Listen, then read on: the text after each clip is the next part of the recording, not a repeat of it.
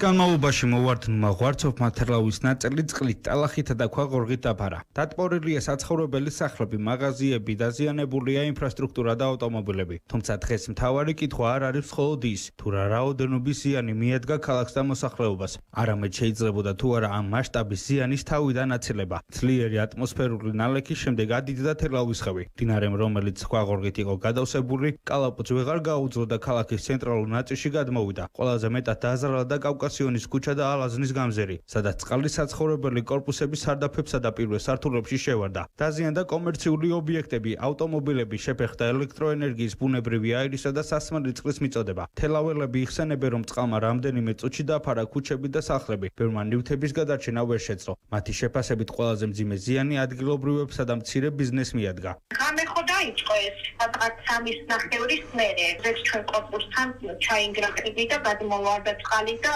ანუ სადამდე თათრია ეცხები და მერე უკვე კალაპოტი შეიცვალა, შემოგვივარდა შიგნით ეზოში. დანარჩენი უკვე ანუ შიგნით ამ გარაში რაც გვაქვს კიდე საქონელი შეტანილი, ანუ აუთლეტის დასაცველი მაქვს, შოკებით შეტანილი, ეგენ უკვე ვერ გამოვიტანეთ.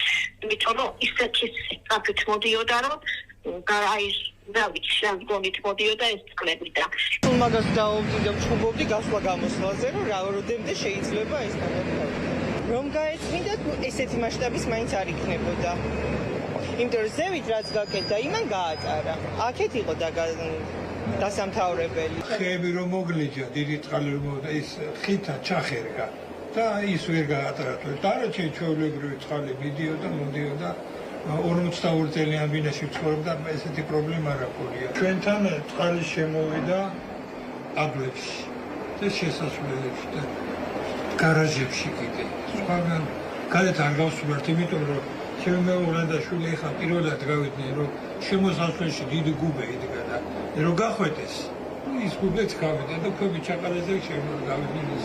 ვერ გავდივით, წყალი იყო პირველ სართულზე ცოტათი შემოსული.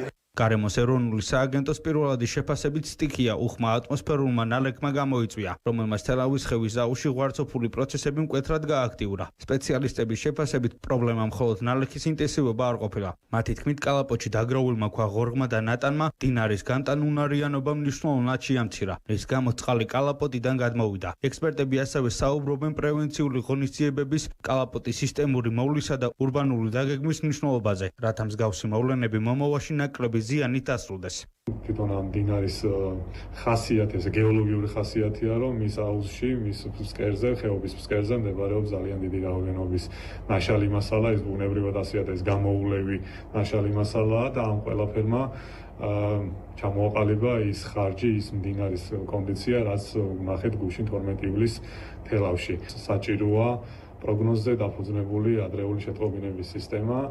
საბედნიეროდ ახლა ეს თელავის ხევის მდინარის აუზი არ არის დიდი, შესაბამისად შესაძლებელია რომ მარტივი არც ისე კომპლექსური სისტემა იყოს დამონტაჟებული, თუმცა ასეთი საჭიროა ადგილზე.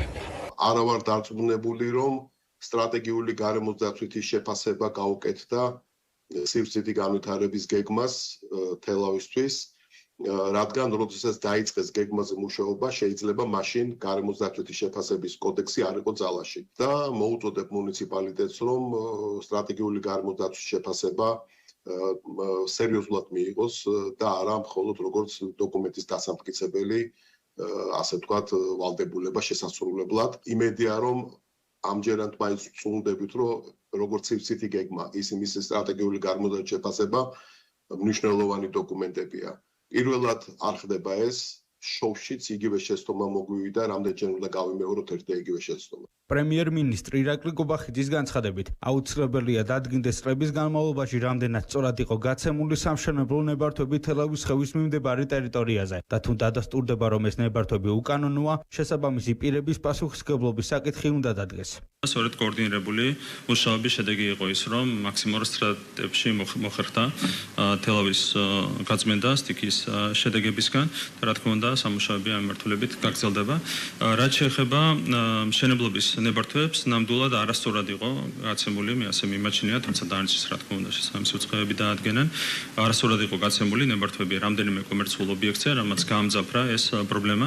ასეთი მოვლენებისგან მომავალში მაქსიმალურად უნდა იყოს დაზღვეული თითოეული ქალაქი და ყველა ზომა იქნება მიღებული იმისათვის, რომ თელავი მაქსიმალურად იყოს დაცული მომავალში ასეთი ტიპის მოვლენებისგან. საკმაოდ მოცულობითი არის მასშტაბი სტიქიის და დაზიანების, რომელიც მიადგა. პირველი დასადგენი არის თუ კი იყო რაიმე უკანონო მშენებლობა, მეორე ამ უკანონო მშენებლობის მიმართ რაიმე ტოლერანტობა თუ იყო და დაშვებული იყო, მესამე რა კავშირი აქვს ამას თვითონ სტიქიასთან და სტიქიის შედეგებთან. პრემიერ-მინისტრს აქვს ამასთან დაკავშირებით თქონდა საკმაოდ ღია და პირდაპირ პასუხი.